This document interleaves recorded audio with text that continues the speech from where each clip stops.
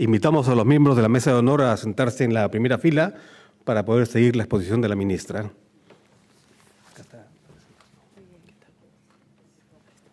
¿Con esto lo pasamos? Ya, perfecto. Muchas gracias. Por si acaso. Listo. Hay que darle la vuelta.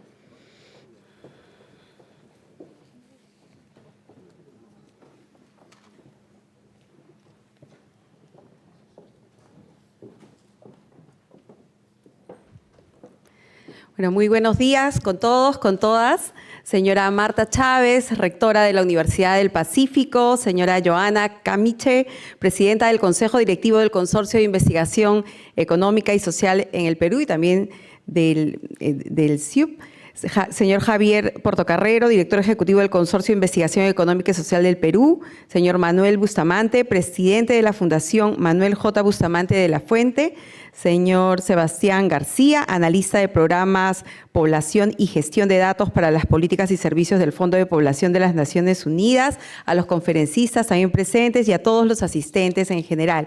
Para mí es un honor que me hayan invitado a dar esta primera ponencia, abriendo este importante espacio que, como bien lo comentaban, es un espacio además muy oportuno porque es justo previo a unas elecciones que no se ven hace 20 años. En 20 años vamos a tener elecciones no solo de presidentes, sino también de gobernadores regionales, de alcaldes.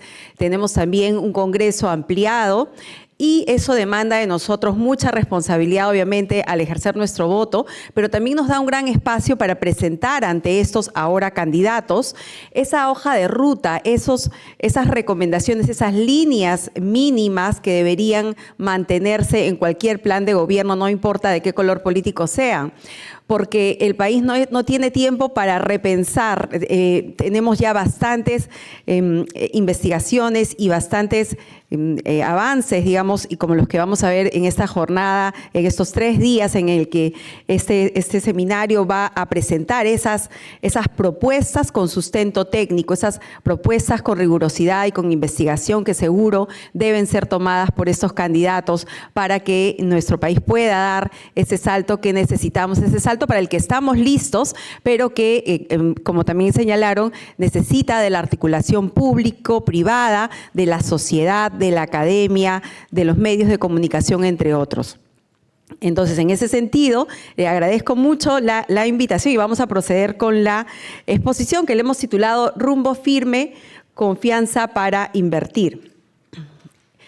Nosotros consideramos que estamos avanzando en este camino. De hecho, este gobierno es un gobierno corto, es un gobierno de transición y reconciliación nacional, que tiene un horizonte muy corto, pero una meta muy clara. Y nuestra meta es eso, es garantizar que se genere esa responsabilidad, sobre todo responsabilidad fiscal y la unidad, para que sobre la base de estas 3 líneas que estamos mencionando, predictibilidad, inversión y confianza, podamos impulsar el crecimiento económico y desarrollar los proyectos estratégicos del Perú, que el Perú requiere. Respecto a la confianza internacional, algo muy importante que quería mencionar es que el Perú se encuentra entre los 5 países latinoamericanos con grado de inversión. Tenemos, aparte del Perú, obviamente Chile, México, Brasil, entre otros, pero nuestro país ha mantenido esta calificación importante de grado de inversión, reflejando la fortaleza de la política fiscal y monetaria y además la resiliencia de nuestro sistema financiero. Y esto pues genera la confianza de los inversionistas que han permitido que mantengamos este grado de inversión, a pesar de que, como también ustedes saben, hemos tenido 2 años seguidos de incumplimiento de la regla fiscal. Este año estamos a muy poquito de cumplir esa regla, esperamos cerrar este año cumpliendo esa regla y sería, la verdad, muy positivo, no solo para las calificadoras, sino en general para la confianza que nuestro país puede generar. Como saben, el mantener este rango de inversión nos permite que la percepción de riesgo país sea adecuada para un inversionista, garantizándole la predictibilidad y reforzando la posición del Perú como un destino seguro y atractivo para la inversión. Respecto al crecimiento económico, el Perú mantiene una de las posiciones fiscales más sólidas, como lo hemos mencionado, no solo por el déficit bajo, la deuda baja, sino también por nuestras reservas internacionales que se han podido recuperar después de la pandemia, que fue un periodo en el que tuvimos que, obviamente por la emergencia, usar gran parte de estos recursos, ¿no?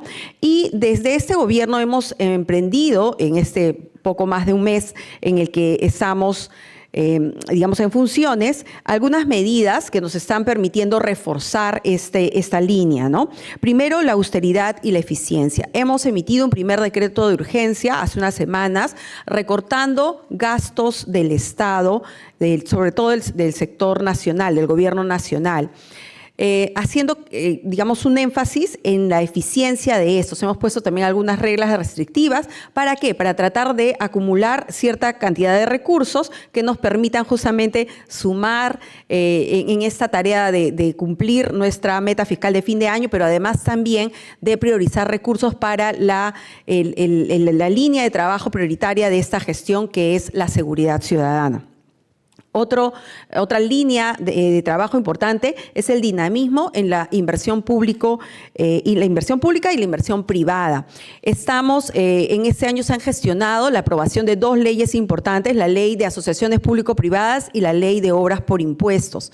Ambas modalidades nos permiten que el sector privado se involucre en el desarrollo de infraestructura y servicios públicos.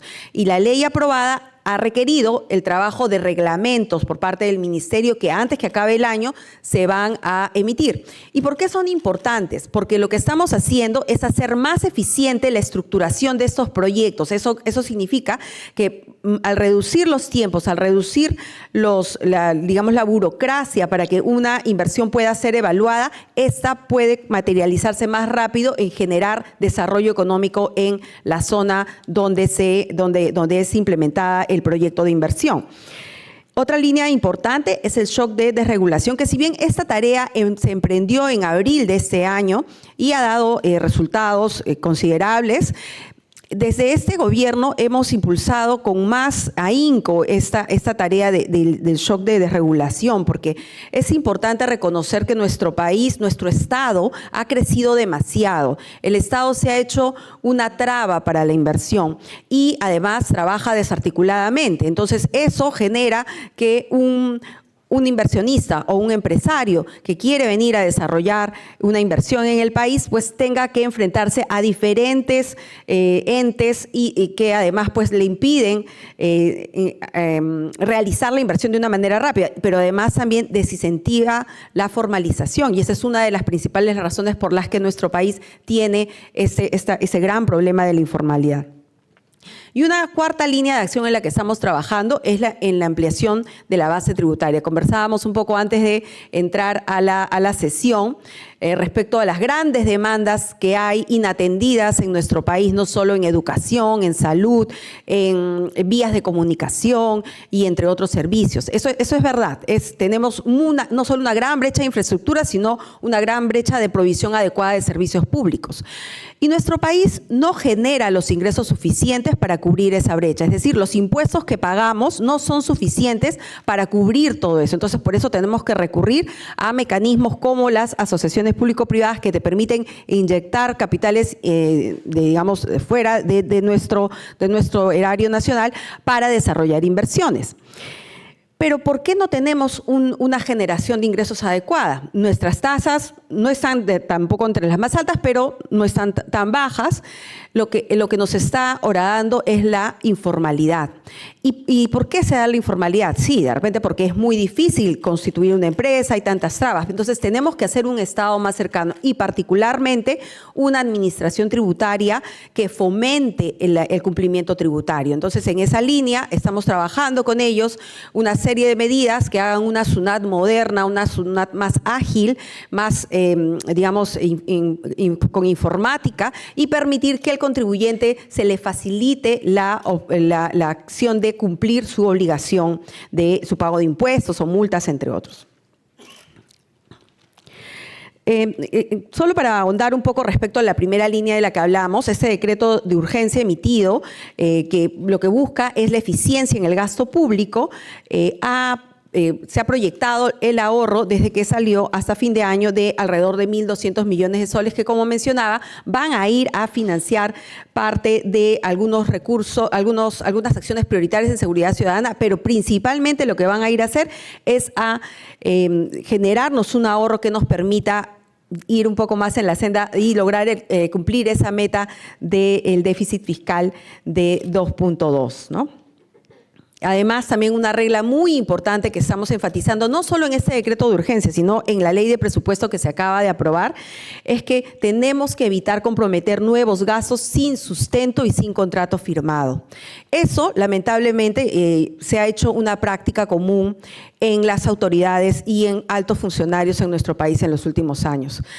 Yo trabajo en el Estado por decisión propia de casi 25 años y la verdad es que nunca había visto tanta irresponsabilidad en los compromisos de las autoridades respecto a diferentes proyectos, programas, sin un sustento de gastos, ¿no? Y eso no podemos permitirlo. Y parte de lo que espero que producto de esta jornada de 3 días y también otros esfuerzos que estamos haciendo del Estado de generar esa conciencia en nuestras nuevas autoridades es algo que creo que les tenemos que dejar bastante claro. Quien venga tiene que hacer promesas con sustento de presupuesto. No podemos ofrecer cosas que no tenemos o por lo menos no haber diseñado un esquema que nos permita hacer, llevar a cabo esas promesas en cuanto a los recursos públicos, ¿no? Respecto a la ampliación de la base tributaria, la recaudación acumulada en noviembre ha crecido en 11.5% y nuestra proyección de cierre de año son 173.000 millones de soles en esta recaudación. Eso significa más de 9.000 millones de soles que van a permitir financiar proyectos de inversión pública y servicios en el año 2026. Con esa cifra ha sido proyectado nuestro presupuesto del año 2026, que como comenté ha sido aprobado por el Congreso el fin de semana. La recaudación a noviembre ha ascendido a 14.848 millones de soles, es la más alta del año y ha representado un incremento de 3.1% respecto a noviembre del año anterior, ¿no? A la fecha vamos 150.473 millones, que significa un crecimiento interanual de 11.5%. Respecto a las medidas del shock de desburocratización, les mencionaba que ese proceso inició en abril y hemos tenido un avance significativo de todas las medidas, digamos, priorizadas en ese entonces. Hay 465 que ya han sido superadas, es decir, se tomó una lista inicial de estas son las medidas que hay que arreglar, se sentaron a los actores respectivos y 465 de ellas ya están, digamos, resueltas, generando un mejor marco, mejores reglas más claras para la inversión, pero en proceso tenemos otras 200.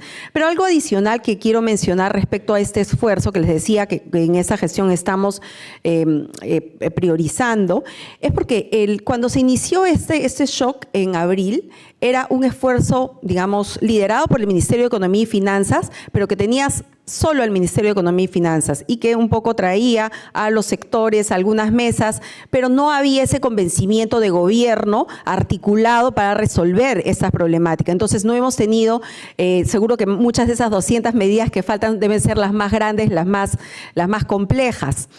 Pero personalmente lo que les quiero comentar es que en este gobierno hay decisión de impulsar este shock desde la cabeza, desde el señor presidente, y eso personalmente para el Ministerio de Economía y Finanzas nos da un gran respaldo, porque ya no es traer a la mesa al Ministerio de Energía y Minas, al Ministerio del Ambiente, al Ministerio de Cultura o Agricultura, sino es que ahora somos un Estado articulado que se sienta a conversar con los inversionistas, con las empresas, con también las entidades públicas para poder resolver estas medidas identificadas como que están generando una burocracia adicional. Se han identificado 371 barreras burocráticas que junto al Indecopi se han logrado eliminar 187, que es el 50%, y estamos en ese camino con Indecopi para poder, digamos, limpiar toda esta serie de medidas ya identificadas, ¿no? Hay 134 proyectos de inversión también que están destrabados hacia noviembre del 2025. Muy aparte de ese shock de regulación que lo que logró o lo que está logrando es identificar medidas burocráticas para trabajarlas articuladamente y eliminarlas.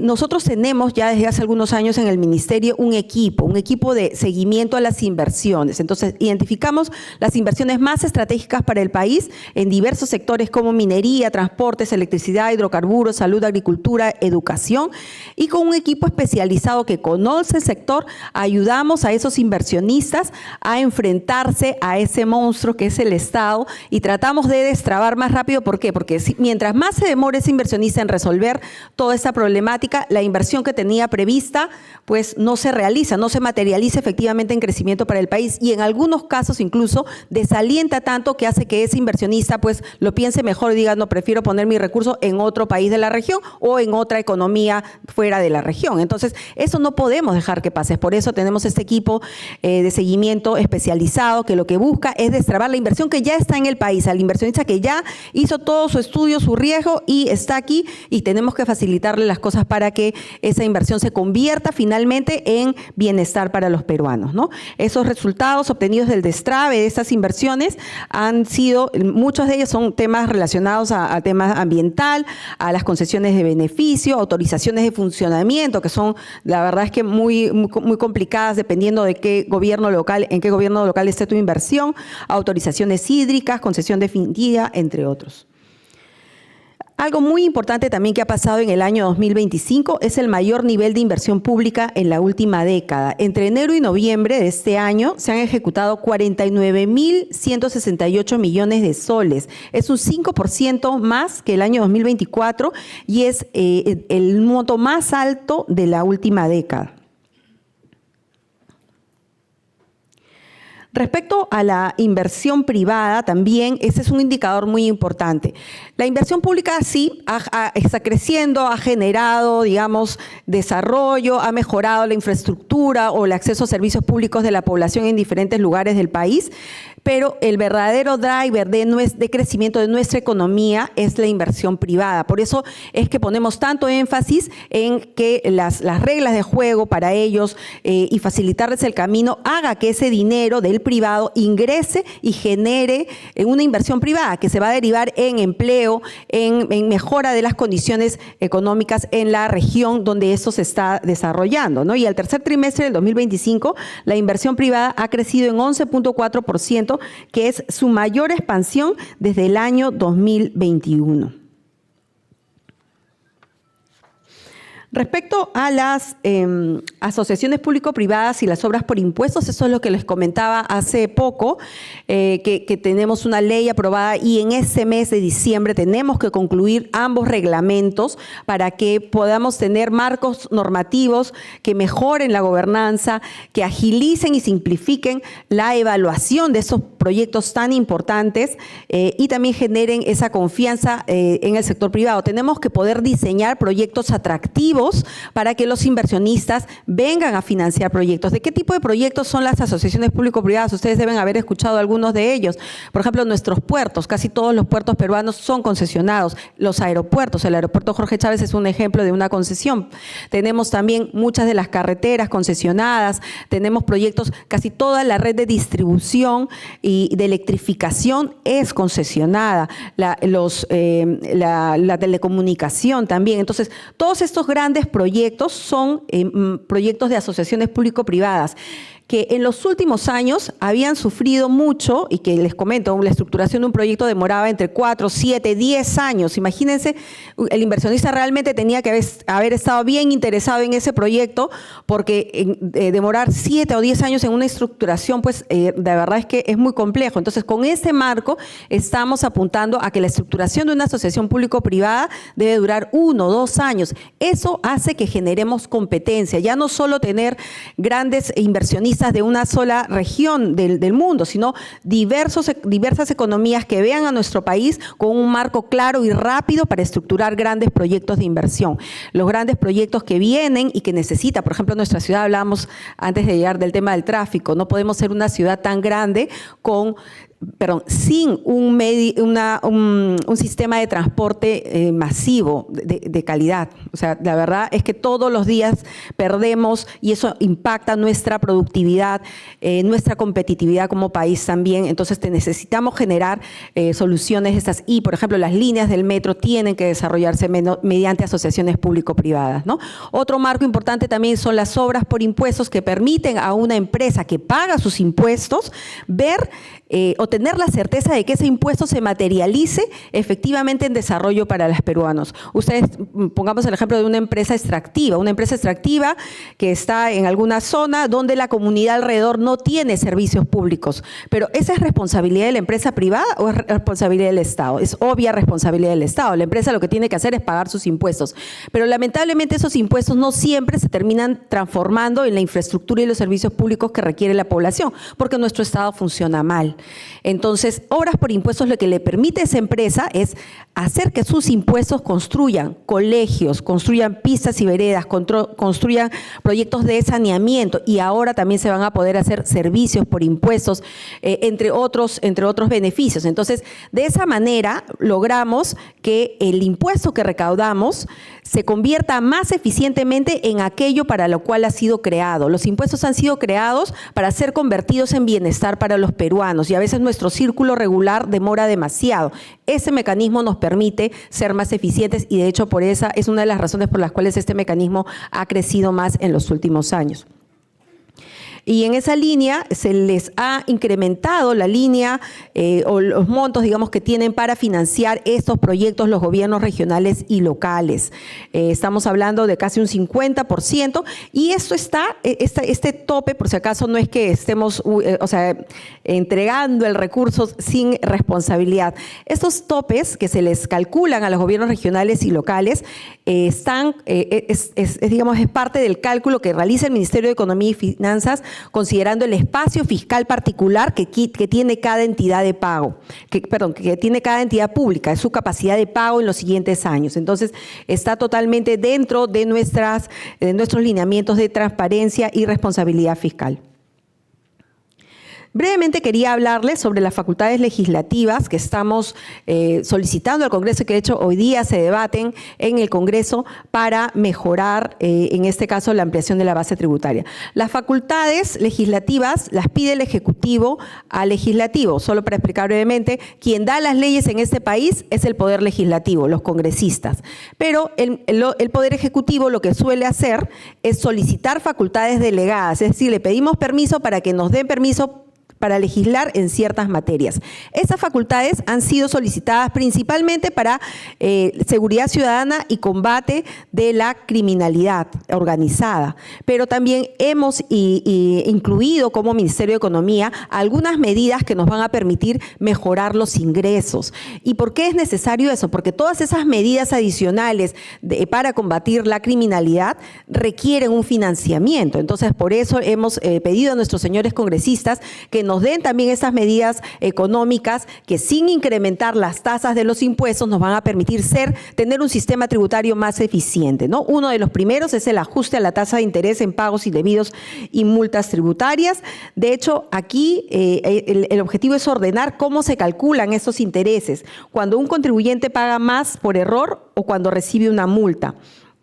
Con ese nuevo esquema estamos tratando de incentivar que los contribuyentes cumplan sus obligaciones de manera responsable. La tasa actual es muy baja, entonces adivinen que no pagan, porque como es tan baja, es más baja que el sistema financiero. Entonces van y en vez de pagar su multa, están, digamos, favoreciéndose y nos dejan, digamos, con una multa impaga y no tenemos como administración tributaria la capacidad pues, de exigirla porque está, digamos, dentro de este marco. Entonces aquí lo que queremos es alinear la tasa a otros esquemas similares y con eso incentivar que esos deudores tributarios paguen sus obligaciones con el Estado peruano. También una medida importante respecto al fortalecimiento de la recaudación, queremos que SUNAT pueda acceder a los fondos de detracciones.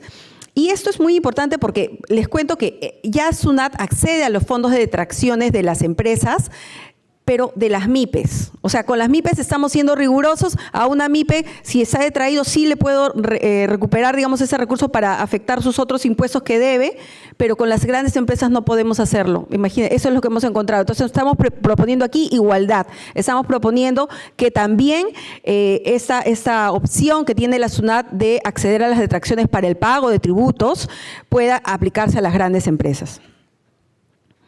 Otro tema importante, también la actualización de la ley penal tributaria para enfrentar delitos modernos. De hecho, nuestra ley penal tributaria tiene como creo que 21 años, me parece, y no está preparada para delitos, por ejemplo, que atentan contra la ciberseguridad, con temas relacionados a cuentas, a dinero electrónico, entre muchas otras cosas. Entonces, acá hay una serie de medidas que buscan reforzar la lucha contra la evasión, proteger a la recaudación y dotar al Estado de instrumentos modernos para asegurar un sistema tributario más justo.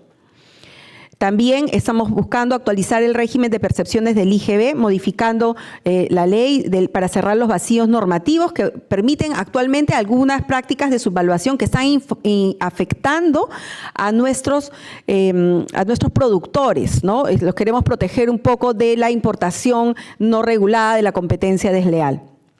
Y algunos supuestos que estamos incorporando también para ciertos productos modernos en el cual nuestro régimen de IGB no está preparado. Entonces, de esta manera queremos cubrir eso se llama ampliar la base tributaria, tratar de que no hayan, digamos, no evasores, pero que no haya aspectos que no sean regulados y cobrados, y de esa manera tener reglas claras para todos, ¿no?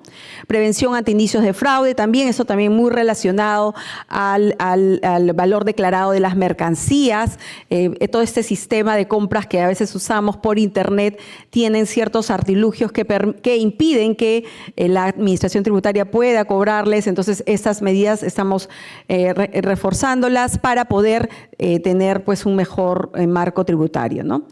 Respecto también a la proporcionalidad en las sanciones por mercancía no declarada en tránsito, aquí nuestra norma de aduanas también es un poco restrictiva y hace que, digamos, te retienen un bien y encima de cobrarte multa te lo retienen ahí por muchos meses, y eso perjudica al importador o a una persona natural que está comprando algo del extranjero. Entonces, aquí también estamos más bien reduciendo ese tiempo que te puede tener la aduana retenido algo y ser más puntual con el cobro de multas.